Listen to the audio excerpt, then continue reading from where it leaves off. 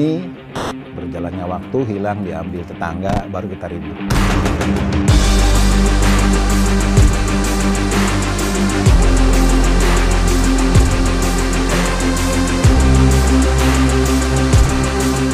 Jangan sampai wilayah kita diklaim dengan dari pihak negara lain seperti Malaysia yang saat ini.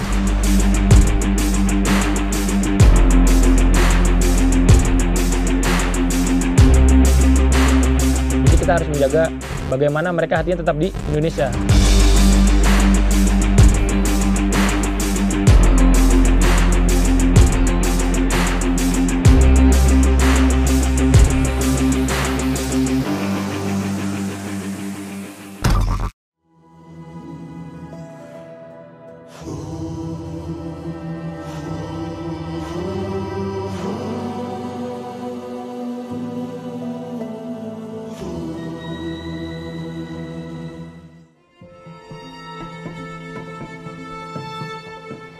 Sebagai negara kepulauan, Indonesia tercatat memiliki 111 pulau kecil terluar dengan 92 diantaranya berbatasan langsung dengan negara tetangga. Salah satu pulau yang berperan krusial dalam mempertahankan kedaulatan Indonesia di wilayah perbatasan adalah Pulau Sebatik, Kalimantan Utara. Pulau ini dimiliki oleh dua negara sekaligus, yakni 246,61 km persegi wilayah selatan dimiliki Indonesia, sedangkan sebelah utara seluas 187,23 km persegi milik Malaysia, tepatnya di negara bagian Sabah. Fenomena rumah dua negara pun terjadi di pulau ini, di mana terdapat rumah-rumah yang sebagian sisinya berada di Indonesia dan sisi lainnya di Malaysia. Kondisi geografis ini menjadikan Pulau Sebatik cukup unik, karena terpisah oleh perbatasan internasional antara dua negara. Namun di sisi lain, fakta ini menjadikan Pulau Sebatik rentan terhadap tindak kriminalitas seperti penyelundupan barang ilegal, pekerja migran ilegal, hingga peredaran narkotika. Malaysia itu memperbolehkan transit pengiriman narkoba, tapi tidak boleh diredarkan lah. Waspadaan inilah yang itu harus kita tingkatkan. Jangan sampai ya peredaran narkoba besar-besaran di Indonesia itu dari Malaysia yang dikirim dari Cina dan juga dari beberapa negara besar itu masuknya lewat pintu-pintu pulau terluar, terutama Sebatik, untuk diedarkan menjadi transit dan diedarkan di seluruh Indonesia ini. Kondisi geografis ini membuat saya penasaran bagaimana sistem penjagaan di Pulau Dua Tuan ini. Setibanya di Tarakan, saya melanjutkan perjalanan laut selama 3 jam ke Pelabuhan Nunukan dengan arus gelombang yang cukup menantang adrenalin.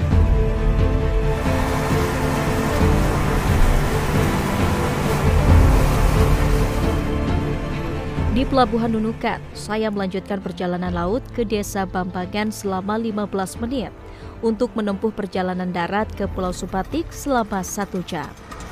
Bapak, makasih banyak ya. Hati-hati, Pak.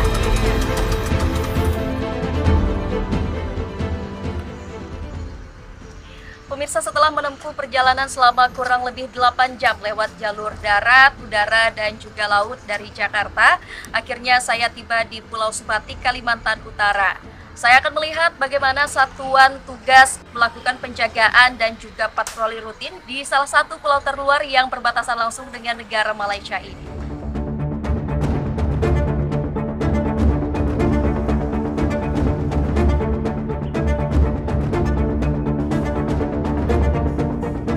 Saya menemui Kapten Marinir Oki Prabowo, Komandan Satgas Marpam Ambalat 30. Satgas Marpam Ambalat 30 adalah salah satu satuan tugas dalam Korps Marinir yang saat ini bertugas di Pulau Sebatik. Banyak minuman keras, narkoba masuk, dan itu sudah kita tangani. Seperti contoh kasus bulan lalu, kami berhasil menangkap kurang lebih 1,05 gram sabu-sabu. Itu setelah kita tangkap, kita berkoordinasi dengan polisi setempat, kemudian BNN untuk ditindaklanjuti dan diproses hukum seperti yang ditentukan. Terdapat sejumlah pos yang menjadi perlintasan keluar masuk antara Malaysia dan Indonesia. Salah satunya pos Sei Pancang. Kucing-kucingan antara petugas dan penyelundup barang-barang ilegal kerap terjadi di titik ini.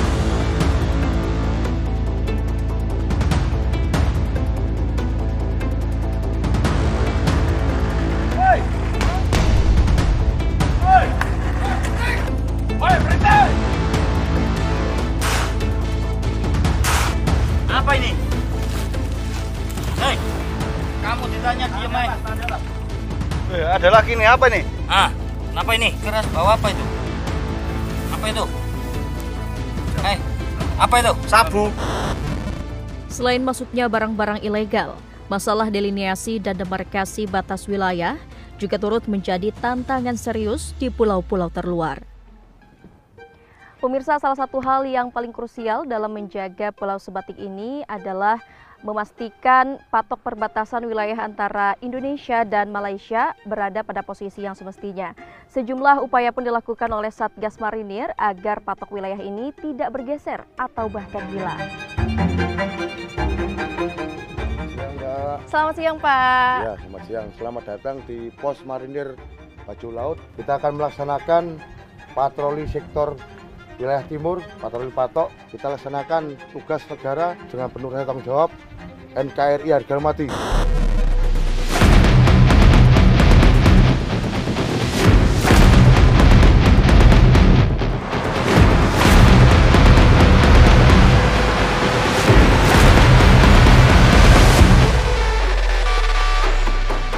Patok perbatasan yang terdapat di pulau terluar berupa patok darat yang menandai garis batas di daratan dan patok laut yang menggambarkan perbatasan wilayah perairan yang sah.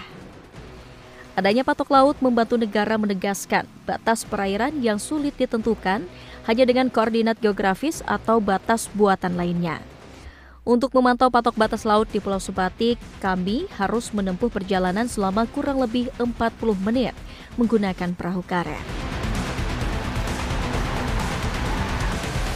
Ini kan udah pakai patok beton ya Pak ya? Ya. Kalau sebelumnya pakai patok apa Pak? Kalau dulu patok masih pakai kayu, Mbak. Pakai kayu itu masih bisa geser lah. Ya. Kadang patah, kadang kena air, tahu-tahu hilang seperti itu. Kita pastikan dulu jangan sampai patok kita bergeser, Mbak ya. Kalau kita mau berbicara rugi, yang rugi kita sendiri, negara kita. Karena jangan sampai wilayah kita diklaim dengan dari pihak negara lain seperti Malaysia yang saat ini.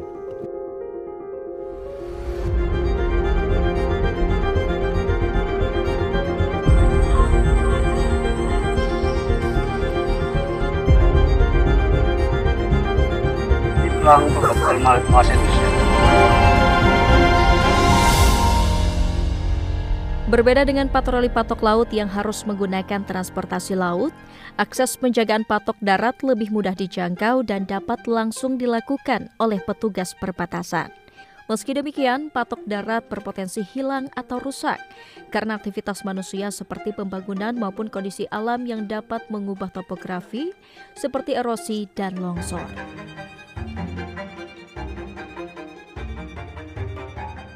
Letaknya yang berada di perbatasan membuat Pulau Sebatik rentan terhadap berbagai permasalahan sosial. Kehadiran Satgas Marinir membuat warga merasa terlindungi dari ancaman kejahatan yang kerap terjadi di wilayah perbatasan. Kami aman betul tinggal di depan pos kawasan angkatan ini.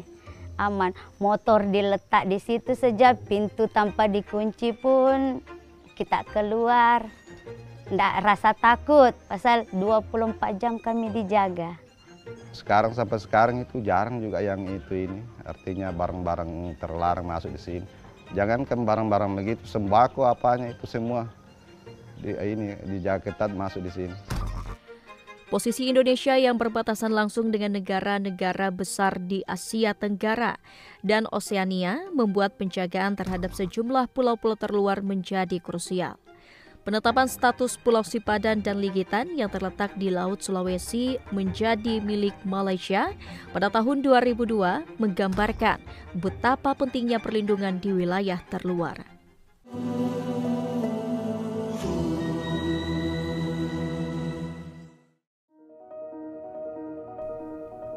Sebagai negara kepulauan dengan luas 1,9 juta kilometer persegi yang terdiri dari 17.508 pulau, termasuk yang tak berpenghuni maupun terluar, menjadikan Indonesia rawan terhadap isu sengketa wilayah dan eksploitasi sumber daya alam oleh negara lain. Meski berbagai upaya soft power seperti diplomasi dan perjanjian internasional dilakukan, ancaman kedaulatan hingga aksi kejahatan di pulau-pulau perbatasan dan terluar terus terjadi. Oleh karena itu, pendekatan hard power melalui penguatan pertahanan militer menjadi langkah yang tak terelakkan. Sebagai salah satu unsur kekuatan TNI, Korps Marinir hadir untuk menjadi garda terdepan dalam menjaga keamanan wilayah perbatasan dengan kemampuan tempur yang mumpuni dan mobilitas tinggi. Satgas Marinir Pulau Terluar ini dimulai pada tahun 2005. Yang melatar belakangi ini adalah pertama rasa tanggung jawab terhadap Republik Indonesia atau NKRI, karena Satuan Marinir ini adalah salah satu bagian dari TNI yang mempunyai tugas pengamanan pulau-pulau terluar.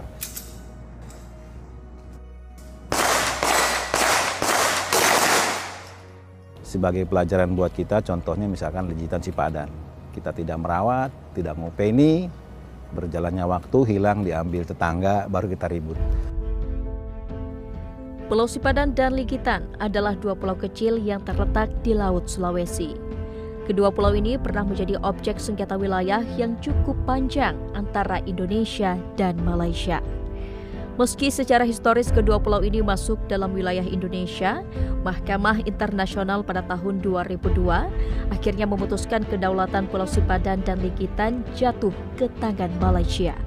Salah satu pertimbangannya adalah dominasi Malaysia dalam sektor pembangunan dan ekonomi di kedua pulau ini. Fenomena serupa kerap terjadi di wilayah perbatasan maupun terluar. Untuk itu, kehadiran otoritas negara di wilayah-wilayah ini menjadi penting guna memperkuat pengelolaan wilayah-wilayah terluar. Kami harus menjaga netralitas masyarakat sekitar agar tidak lebih condong atau dominan ke negara sebelah. Contoh, karena di sini orang lebih sering menyebutkan harga itu dengan ringgit Malaysia dibanding rupiah. Jadi harga mereka lebih condong ke, kalau kita belanja ini contoh, dia menggunakan harga 22 ringgit seperti itu. Jadi kita harus menjaga bagaimana mereka hatinya tetap di Indonesia dengan membiasakan ngomong rupiah, dia cinta rupiah. Juga yang lainnya kita jangan sampai dia berpikir untuk apa-apa lebih mudah di sebelah daripada di Indonesia sendiri. Selain pulau terluar, Indonesia juga memiliki pulau-pulau tak berpenghuni. Pada tahun 2023, Badan Informasi Geospasial BIG mencatat, dari 17.508 pulau yang ada di Indonesia, 6.000 pulau diantaranya adalah pulau tidak berpenghuni. Pulau yang tak berpenghuni rawan untuk diklaim orang lain, bukan WNI yang berusaha menghuninya. Jadi tidak hanya tindakan yang mengklaim wilayah itu pemisahan, bisa juga ini ya, kalau lama-lama penduduk di luar negara kita menghuni pulau tertentu, bisa juga pada suatu waktu kalau sudah membesar ini akan mengklaim dan akan memisahkan dari NKRI. Diperlukan keahlian khusus untuk menjaga pulau tak berpenghuni seperti keterampilan bertahan hidup di alam liar, kemampuan navigasi hingga pengetahuan yang mumpuni tentang ekosistem lokal.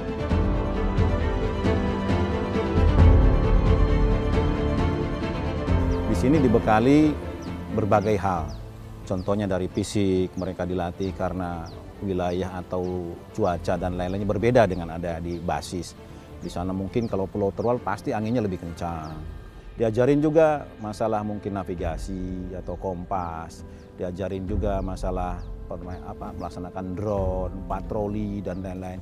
Ini perlu diajari yang kira-kira melekat dalam jiwanya untuk punya rasa tanggung jawab nasionalisme yang tinggi. Kalau tinggal di pulau yang berpenduduk, sama dengan kita dari sini pindah ke sana, nggak ada masalah. Tapi di tempat atau di pulau yang tidak berpenduduk, ini sama-sama seperti kita di penjara lah, jauh dari mana-mana.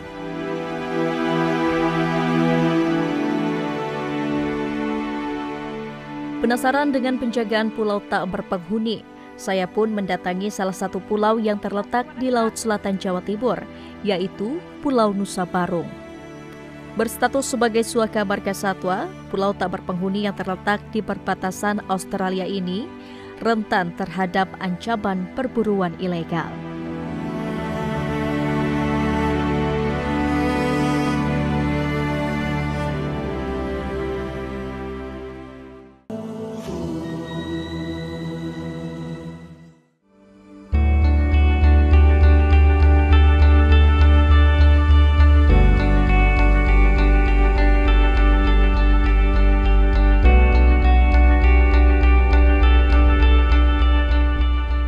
Pulau Nusa Barung merupakan salah satu pulau terluar tidak berpenghuni yang berada di sebelah selatan Pulau Jawa, tepatnya di Desa Puger Kulon, Kecamatan Puger, Kabupaten Jember, Jawa Timur. Setelah melihat penjagaan di Pulau Supatik, kini saya berkesempatan mengikuti aktivitas para anggota Satgas Marinir di Pulau Nusa Barung yang tergabung dalam Satgasmar Pamputar 28. Perjalanan saya dimulai dari Pantai Pancar Puger. Dari sinilah kebutuhan logistik untuk para prajurit penjaga Pulau Nusa Barung diberangkatkan. Menjaga pulau tak berpenghuni memang sedikit berbeda dengan penjagaan pulau-pulau terluar lainnya.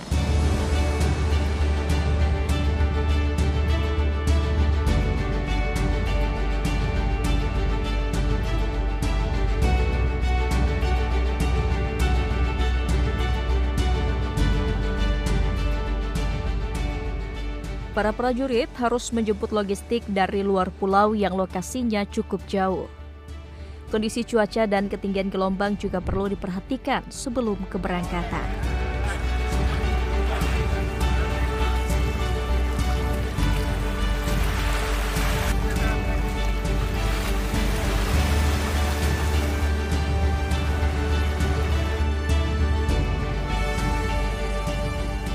Ya pemirsa, ini kami sudah sampai di Pulau Nusa Barung setelah menempuh perjalanan selama kurang lebih 45 menit dari Pantai Pancar Puger Jember menggunakan perahu karet. Dan di sini saya akan melihat bagaimana Satuan Tugas Marinir Pengamanan Pulau Terluar 28 Pulau Nusa Barung melakukan penjagaan dan bagaimana mereka bisa bertahan hidup atau beradaptasi di pulau kosong atau tak berpenghuni ini.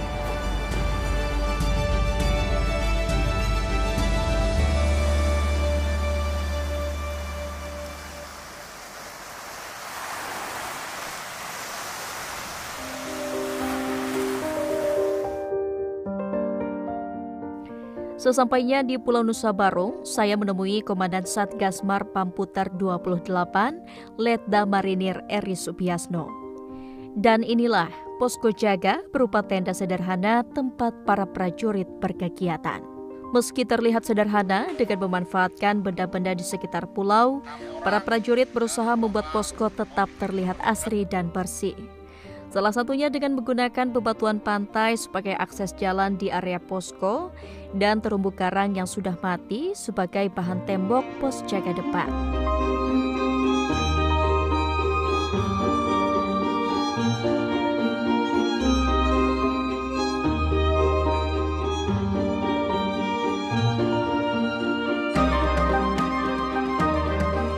Pun kabarnya Mariam, anak kita gimana kabarnya itu? Alhamdulillah sehat di sekolah. Nanti pulang jam berapa kira-kira dia? Pulangnya jam 12.30.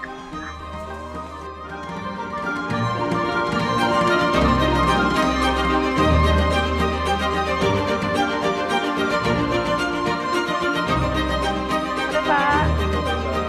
Pak, boleh lihat kegiatan masaknya? Ini lagi masak apa Pak?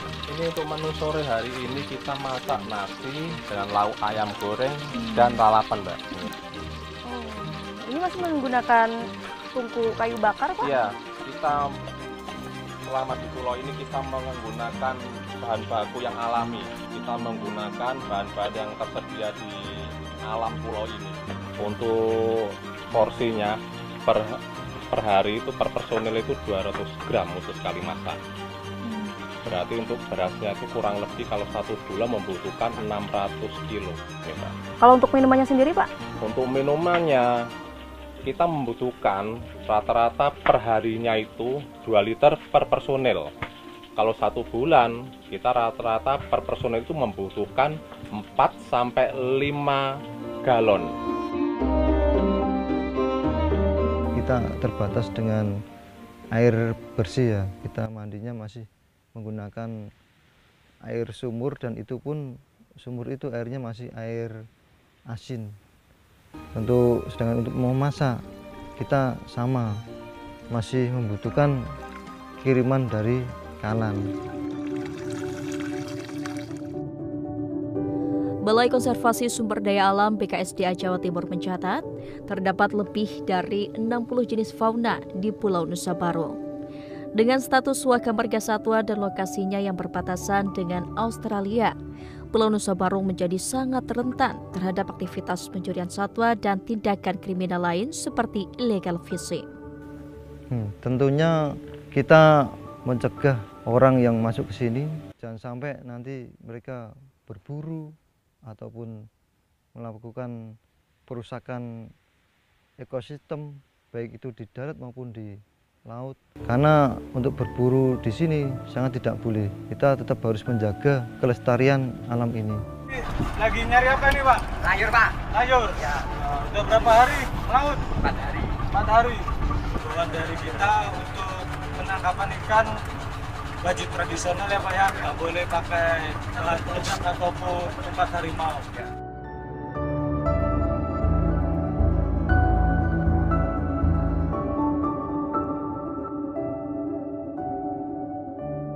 Menurut catatan kami sejak tahun 2018 sampai dengan 2024 ini sudah ada 18 kali pelepas liaran satwa.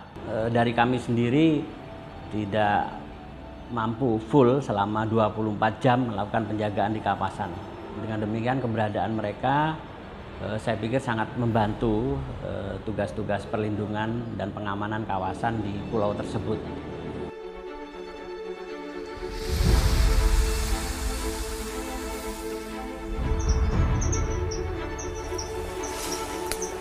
Ini kalau patroli darat biasa rutenya berapa jauh? Kira-kira 4 kilo kita tempuh dengan rute perjalanan ya seperti ini, Mbak. Hutan, ada naik tebing-tebingnya, makanya 4 kilo kadang bisa ketempuh sampai 4 jam lebih. Di Pulau Nusa Barung ini termasuk cagar alam dan hutan lindung, makanya kita juga melaksanakan patroli untuk menghindari pencegahan-pencegahan terjadinya illegal logging atau perburuan satwa liar, yang pada intinya agar kelestarian di Pulau Nusa Barung ini bisa tetap terjaga. Upaya masuknya warga negara asing ke pulau ini juga sempat terjadi. Pada 16 September 2024 lalu, Satgas Mar Pamputer 28 berhasil mencegah 3 WNA asal Australia yang berusaha masuk ke Pulau Nusa Barung. Sempat kita datangi, karena dia masih masuk di wilayah pesisir, kita datangi, kita tanyai, dia pengen beristirahat di pulau dan kita tidak izinkan. Kami Satgas Pulau Terluar, Pulau Nusa Barung, siap melaksanakan tugas. Hadir! Aua!